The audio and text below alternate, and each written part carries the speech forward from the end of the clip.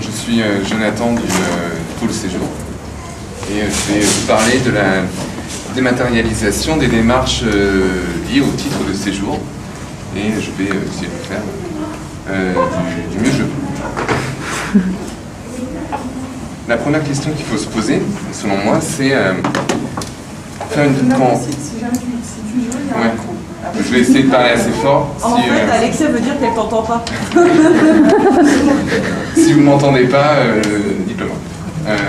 Lorsqu'on fait une demande de titre de séjour, on est un usager du service public. Ça, c'est déjà la première chose qu'il faut avoir en tête. Et comment fonctionne le service public? Il y a trois grands principes qui gouvernent le fonctionnement du service public. Tout d'abord, c'est le principe d'égalité de traitement et d'égalité d'accès. Le principe d'adaptation aux besoins du service public ou aux besoins des usagers, et le principe de continuité.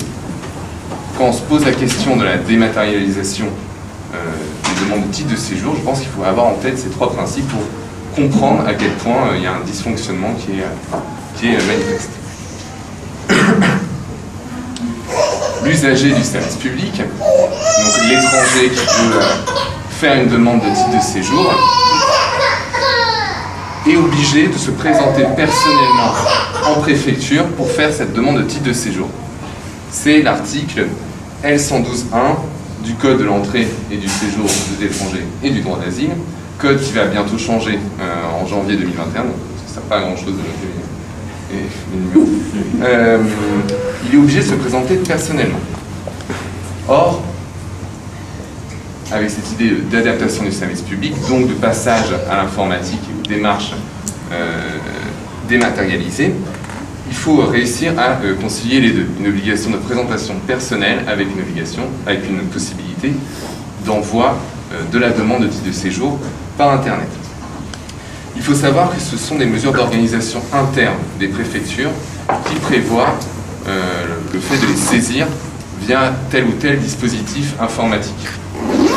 Le Conseil d'État, dans un arrêt du 29 novembre 2019, a rappelé qu'il s'agit d'un droit de passer par le dispositif informatique, mais pas d'une obligation.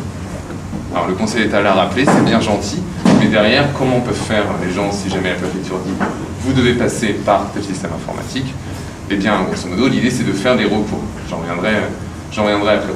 Autrement dit, l'accès de l'usager au service public, il est forcément hyper compliqué.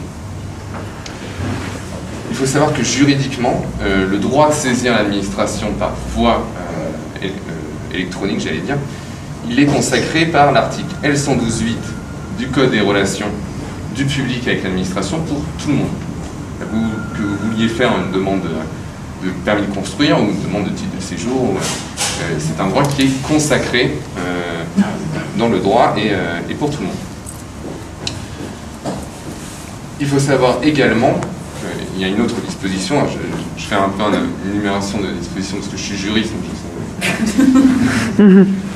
c'est l'article L112.11 du Code des relations du public et de l'administration. Il est important cet article, parce que cet article il dit que lorsque vous voulez saisir une administration par voie électronique, elle doit vous donner un récépissé, une preuve que vous avez voulu faire cette demande de titre de séjour par exemple. Ça c'est une obligation qui n'est absolument pas respectée en pratique, et ça a une incidence en matière de preuve, j'en reviendrai ensuite.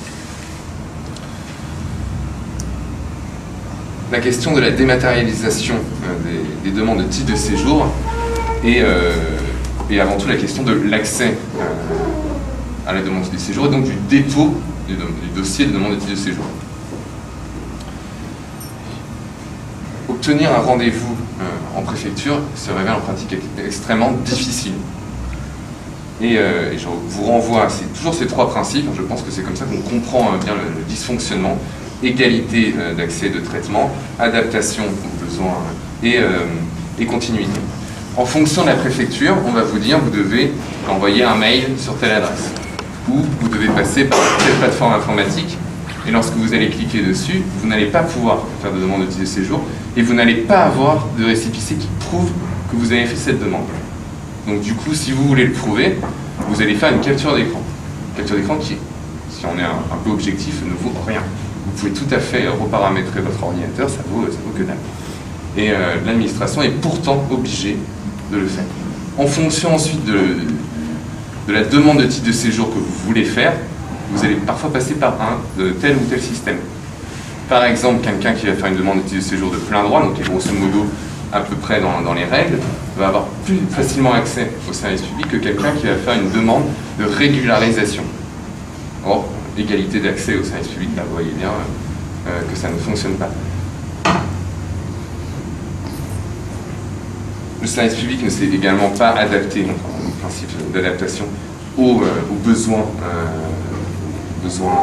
des gens qui veulent faire des usagers du service public, qui veulent faire des demandes, et autrement dans lequel il y a une contradiction manifeste entre ce qui devrait être, donc le droit, et la réalité qu'on retrouve en pratique. Enfin, s'agissant de la continuité, il y a aussi une question de moyens.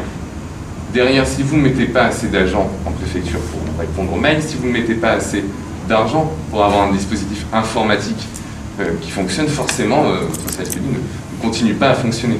On a eu là l'exemple d'une rupture, c'était pendant le confinement, avec ensuite une reprise d'activité progressive.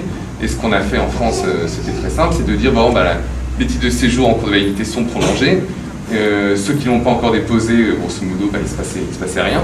Et derrière, vous avez une rupture de la continuité du service public.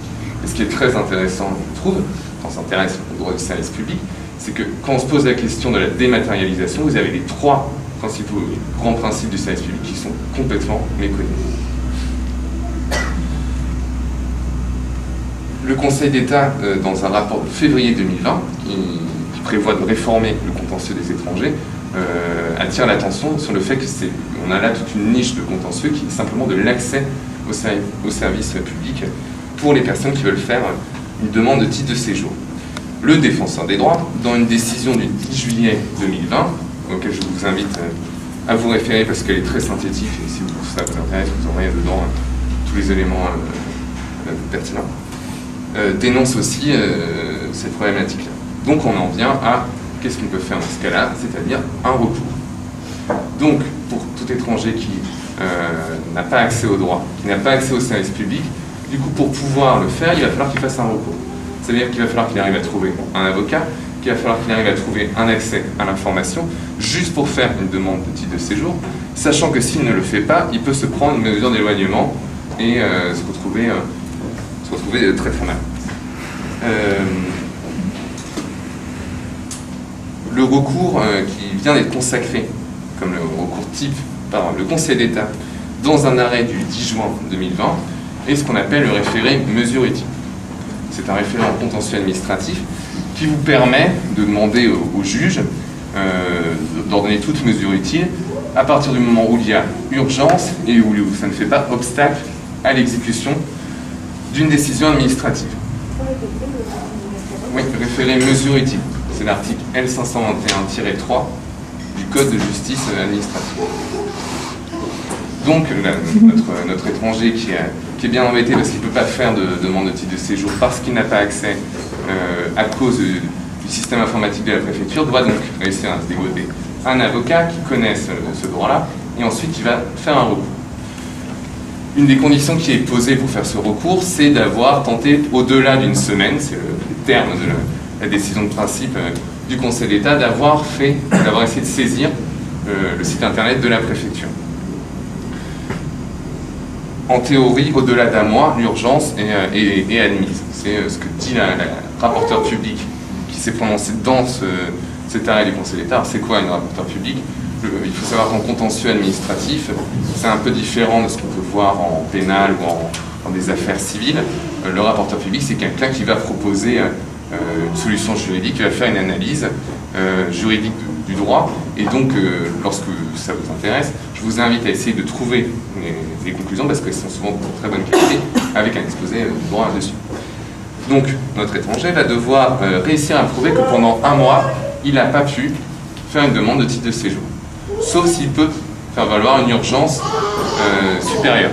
Par exemple, s'il va avoir un CERFA, demande d'autorisation de travail, il va pouvoir faire valoir que s'il ne fait pas sa demande de titre de séjour tout de suite, il va perdre cette opportunité, ce qui est une vaste blague, parce que derrière le temps que sa demande de titre de séjour va être examinée, ça prend des mois. Normalement, ça devrait être seulement 4, mais en pratique, certaines préfectures, ça va être 1 an et demi, 2 ans après. Et donc, du coup, on voit bien là tout le côté un peu artificiel et théorique du droit confronté à la pratique. S'il respecte ces conditions, il va donc saisir un juge administratif pour juste avoir un rendez-vous en préfecture. Mais il y a une condition dans ce référé mesure utile, qui est que cette demande ne doit pas faire obstacle à l'exécution d'une décision administrative. Donc notre étranger, s'il a eu une mesure d'éloignement 1 an, 2 ans avant, une OQTF, il ne pourra pas se servir de cette voie de droit. Car lorsqu'on dit qu'une OQTF est valable un an, c'est pas vrai. Pendant 1 an, elle peut être exécutée par la force. Après, elle existe toujours. Simplement, on ne peut plus l'exécuter par la force, grosso modo. La durée d'une OQTF, c'est 1 an? Non, non, c'est pas 1 an. C'est tant qu'on ne l'a pas abrogée, elle existe. Et derrière, elle ne peut pas être exécutée. Donc, elle existe. Donc, cette nouvelle voie de droit ne permet pas à plein de personnes qui ont une OQTF antérieurement de saisir le juge administratif selon cette nouvelle voie de droit. Donc du coup, la question de l'accès au service public via ces procédures dématérialisées est complètement problématique et derrière ne permet pas à des gens de pouvoir faire leur demande de titre de séjour, juste d'avoir accès, de pouvoir déposer leur dossier. Il faut savoir qu'avec la crise sanitaire actuelle, les préfectures recourent de plus en plus à un site qui s'appelle démarchesimplifiée.fr. Je ne sais pas si vous connaissez, parce qu'on peut y recourir pour plein de mesures différentes. Ça a été créé il y a quelques années, à la base, sauf erreur de ma part, pour les marchés publics. À la base, c'était inter-administration.